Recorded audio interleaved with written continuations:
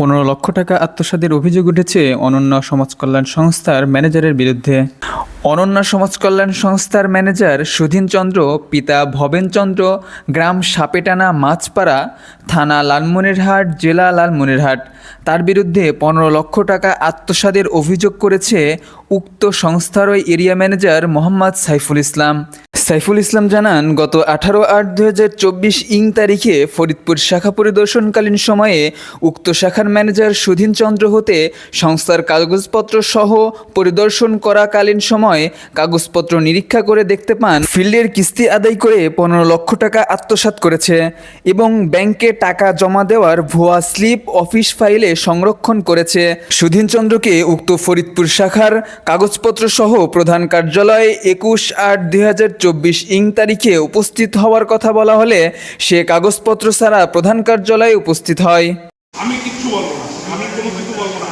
ওর প্রতি আমার খারাপ লাগছে, এই কারণে আমার ভালো লাগছে, এই কারণে ভালো লাগছে যে ও পুরোপুরি সুন্দরভাবে লিখে দিচ্ছে। কত ওইখানে লিখছে না 2,42,000,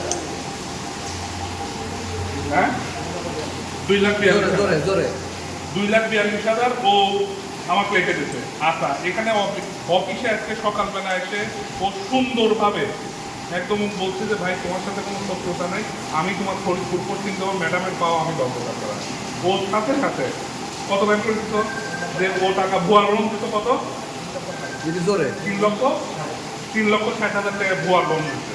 তারপরে ও আবার বড় ভাই সামনে স্বীকার করছে যে সব মিলায়ে ধরেন 6,20,000 হচ্ছে।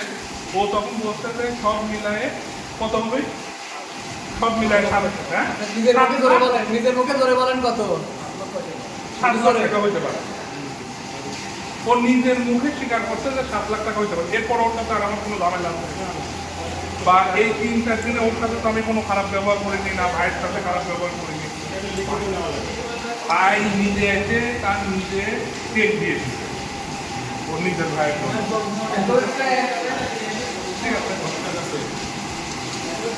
ঠিক আছে, উক্ত সংস্থার এরিয়া ম্যানেজার সাইফুল ইসলাম উক্ত ব্যক্তির নামে মামলা দায়ের করে ফরিদপুর থানায় হস্তান্তর করেছে।